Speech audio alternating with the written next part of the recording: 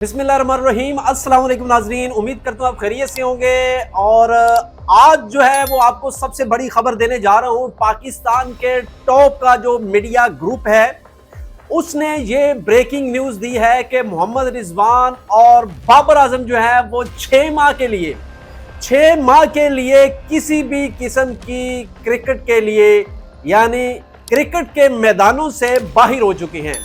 वो media group कौन सा है वो आपको आज के वीडियो में बताएंगे। दूसरी अहम तरीन खबर हमारे पास जो सबसे बड़ी ब्रेकिंग न्यूज आई है वो ये है कि आईसीसी, जी हां, आईसीसी ने T20 की जो रैंकिंग है वो जारी कर दी है, बॉलिंग की भी और बैटिंग की भी।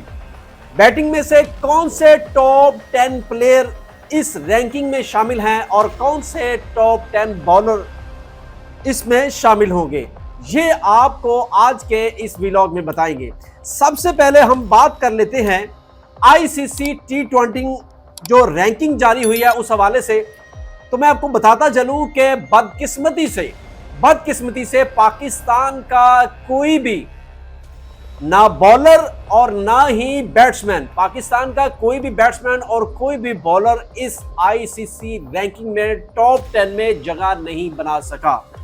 वो बाबर आजम जो 10 साल से टॉप रैंकिंग पर थे, बदकिस्मती से बाबर आजम टॉप 10 की दूर की बात बल्कि टॉप 20 में भी चले गए। ये इंतहाई खौफनाक किस्म की खबर है जो मैं आपके साथ शेयर करने जा रहा हूं। इंटरनेशनल क्रिकेट काउंसिल ने खिलाड़ियों की T20 रैंकिंग जारी कर दी है जिसके टॉप 10 में कोई भी पाकिस्तानी खिलाड़ी जगह नहीं बना सका। आईसीसी T20 रैंकिंग के मुताबिक बैटर में से ऑस्ट्रेलिया के ट्रेविस हेड जो है उन्होंने पहली पोजीशन हासिल की है टॉप 10 रैंकिंग में, यानी ट्रेविस हेड जो है वो पहले नंबर पर हैं। और दूसरे नंबर पर अगर हम बात करें तो भारत के अभिषेक शर्मा ने दूसरी पोजीशन बरकरार रखी है, और जबकि तीसरे नंबर पर भारत के तलक वर्मा जो एक दर्जा बेहतरी के साथ तीसरे नंबर पर आ चुके हैं। तलक शर्मा जो है ये चौथे नंबर पर थे आईसीसी रैंकिंग में। बहरहाल उन्होंने अपनी रैंकिंग को बेहतर किया है और एक दर्जा बेहतरी के साथ तीसरे नंबर पर वर्मा जी ने तीसरी पोजीशन हासिल कर ली है। अब रैंकिंग में चौथे नंबर पर इंग्लैंड के फुल साल्ट एक दर्जा तनज़्ज़ुली के साथ चौथे नंबर पर चले गए हैं। ये जो साल्ट हैं ये पहले तीसरे नंबर पर थे, लेकिन इन्होंने अपनी रैंकिंग को बेहतर नहीं किया, तो एक दर्जा तनज़्ज़ुली के साथ जो है वो जो साल्ट हैं ये चौथे नंबर पर आ गए। पांचवें नंबर पर अगर हम बात करें तो जॉस बटलर एक दर्जा बेहतरी के साथ पांचवें नंबर पर आ चुके हैं। जॉस बटलर का आईसीसी रैंकिंग में पहले छठा नंबर था, तो ये एक दर्जा बेहतरी के साथ अब पांचवें नंबर पर आ चुके हैं। और उसके बाद छठे नंबर पर अगर हम बात करें तो सूर्या कुमार यादव जो है वो एक दर्जा तनज़्ज़ुली के साथ छठे नंबर पर आ चुके हैं। और बैटिंग जो रैंकिंग है उसमें पाकिस्तान के जो किंग हैं बाबर आजम जो है वो 12वें नंबर पर चले गए हैं। भाई टॉप 10 से बाहर हो चुके हैं बाबर आजम, चूंकि 10 साल तक इन्होंने रैंकिंग पर अपनी हुक्मरानी बरकरार रखी थी और इंतहाई बैड परफॉर्मेंस के बायस अब बाबर आजम जो है वो 12वें नंबर पर जा चुके हैं। और अगर हम मोहम्मद रिजवान की बात करें तो मोहम्मद रिजवान 13वें नंबर पर चले गए, यानी मजीद एक दर्जा तनज़्ज़ुली के साथ रिजवान जो है वो 13वें नंबर पर चले गए और बाबर आजम जो है वो 2 दर्जे तनज़्ज़ुली के साथ 12वें नंबर पर चले गए। ये इंतहाई खौफनाक स्टैट्स हैं, इंतहाई खौफनाक रैंकिंग है पाकिस्तानी खिलाड़ियों के लिए कि बदकिस्मती से पाकिस्तान का कोई भी एक भी खिलाड़ी इसमें जगह नहीं बना सका। अब हम बात करते हैं बॉलर्स की। बॉलर्स में से किसका टॉप 10 में से पहला नंबर है, दूसरा नंबर किसका है, तीसरा किसका है। तो सबसे पहले हम बात करते हैं न्यूजीलैंड के जो जैक डफी हैं, उन्होंने पहली पोजीशन बरकरार रखी है बॉलिंग में। इंतहाई शानदार किस्म की बॉलिंग है जैकब डफी की। और इंग्लैंड के जो आदिल रशीद हैं इन्होंने 2 दर्जा, जी हाँ 2 दर्जा बेहतरी के साथ दूसरी पोजीशन हासिल कर ली है। और भारत के जो वीरेंद्र चक्रवर्ती हैं उन्होंने तीसरी पोजीशन हासिल की है।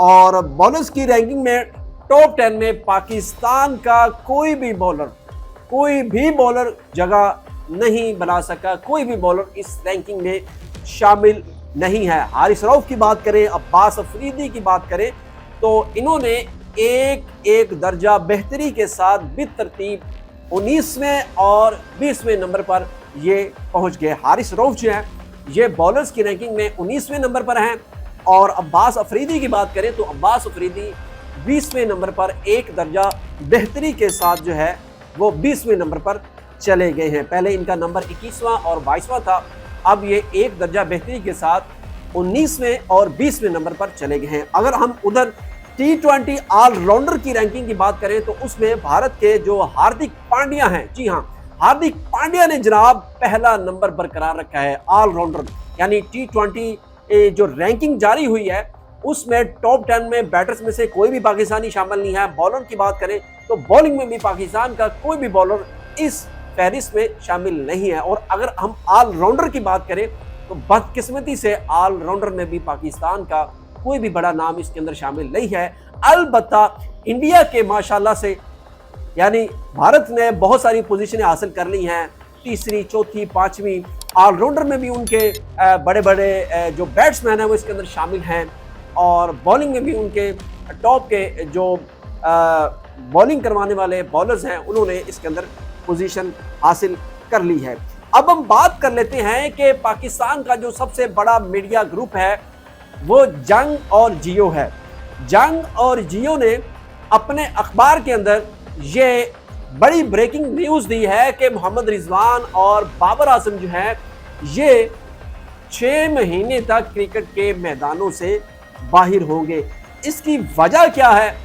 वजह आपको पता है कि जो आईसीसी चैंपियन ट्रॉफी हुई है और जो ट्राई नेशन सीरीज हुई थी उसमें जो बदतरीन किस्म की इन दोनों ने परफॉर्मेंस दी थी, वो इनकी टीम्स ना सिर्फ क्रिकेट के मैदानों से बाहर हुए हैं बल्कि पाकिस्तान की जो प्लेइंग 11 है, T20 स्क्वाड है, और अब बल्कि ओडीआई जो स्क्वाड है उसमें भी फाइनल फैसला कर लिया है कि अब इनको ओडीआई में भी शामिल नहीं करना।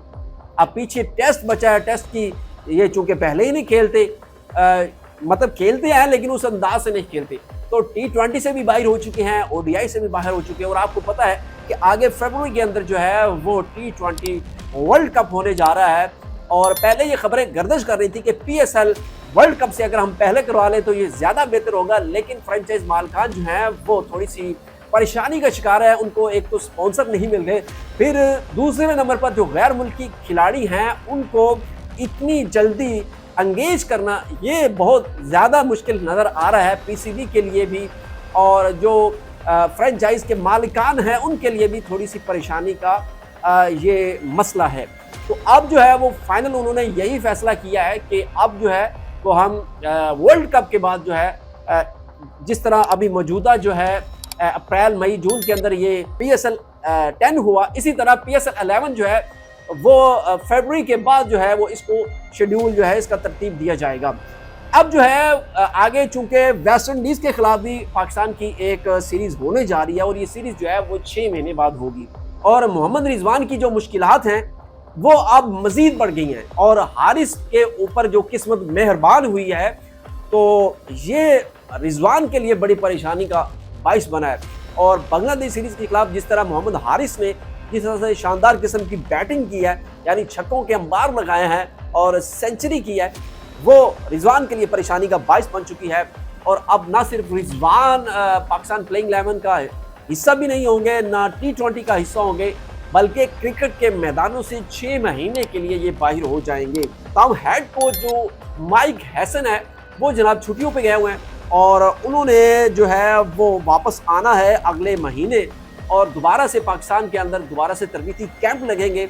और चूँकि पहले भी 22 खिलाड़ियों को मदऊ किया गया था कैंप के लिए, 3 कैंप बनाए गए थे, एक कैंप बनाया गया था बाबर आजम की जो है वो निगरानी में, दूसरा कैंप रिजवान की, और तीसरा कैंप जो है शाहीन अफरीदी की निगरानी में बनाया गया था।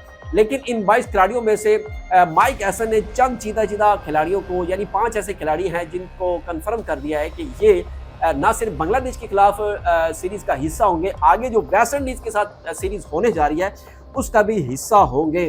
तो अब जो है वो मैं बात करने लगा हूँ मोहम्मद रिजवान की, कि मोहम्मद रिजवान के गिर्द जो है वो मुश्किलात क्यों बढ़ती चली जा रही है। एक तो वजह मोहम्मद हारिस की गैर मामूली परफॉर्मेंस है, और दूसरा जो है वो रिजवान का जो सितारा है जनाब वो गर्दिश करता दिखाई दे रहा है, और किस्मत जो है वो अब रुहेल नज़ीर पर मेहरबान होती हुई नज़र आ रही है। और सिलेक्टर जो है उन्होंने बासलाहियत जो रुहेल नज़ीर है उसको जो है मौका देने का फैसला किया है, और वेस्ट इंडीज़ के जो T20 सीरीज़ होने जा रही है उसमें रुहेल नज़ीर को मौका दिया जाएगा, और यूँ रिजवान को इस सीरीज़ से भी बाहर होता हुआ रिजवान दिखाई दे रही हैं। न सिर्फ रिजवान बल्कि बाबर आजम भी मुश्किलात का शिकार हैं, और वजह वही है कि एक तो रिजवान के सख्त किस्म के जो बयानात थे चैंपियन ट्रॉफी हारने के बाद, ट्राई नेशन सीरीज हारने के बाद, और दूसरी उनकी बैड परफॉर्मेंस थी। यानी मोहसिन नकवी साहब ने ये फैसला कर लिया है कि अब जो है इन दोनों की क्रिकेट में कोई जगह नहीं है। यार किस्मत जो है ना वो हर बंदे को एक चांस मिलता है ज़िंदगी के अंदर, अगर वो उस चांस को सही तरीके से अडॉप्ट कर लेता है, उसका इस्तेमाल सही तरीके से कर लेता है, तो फिर उस शख्स की लॉटरी निकल आती है। ठीक है, चाहे वो बैटिंग हो चाहे वो बॉलिंग हो, किसी भी हवाले से। तो किस्मत ने बाबर और रिजवान को चांस दिया था, जो बाबर और रिजवान ने उस चांस को मिस कर लिया। अब उनका सिलेक्शन कमेटी से लड़कर, पीसीबी से लड़कर फाइट करके ऊपर आना बहुत मुश्किल दिखाई दे रहा है। हो जाएगा लेकिन बहुत टाइम लगेगा। ये मैं क्यों कह रहा हूँ, आपको हसन अली याद होंगे कि हसन अली भी 2019 के बाद जो है मंजर आम से गायब हो गए, उनको निकाल दिया गया था प्लेइंग 11 से। और मोहम्मद जो हसन अली हैं उन्होंने अपनी परफॉर्मेंस को बेहतर किया, गलतियों को दूर किया, दोबारा से रिहैब किया। रिहैब करने के बाद फाइनली उनको दोबारा से प्लेइंग 11 में हिस्सा बनने का मौका मिला, और उन्होंने उसके अंदर भी शानदार किस्म की परफॉर्मेंस का मुजाहरा किया और दोबारा से टीम का हिस्सा बन गए। तो अब बाबर और रिजवान को भी इसी तरह से मेहनत करनी पड़ेगी। बहरहाल माइक हैसन ने कहा है कि यार आप हमारी लाइन में है, पाइपलाइन में हो आप दोनों खिलाड़ी, लेकिन आप अपनी गलतियों को दूर करें, अपने स्ट्राइक रेट को बेहतर करें, और जिस तरह बोर्ड कहता है बोर्ड के फैसलों के मुताबिक अमल करेंगे, और जो तरबीती कैंप लगने जा रहा है उसके अंदर अगर आप परफॉर्म करेंगे तो आपको दोबारा से चांस मिल सकता है।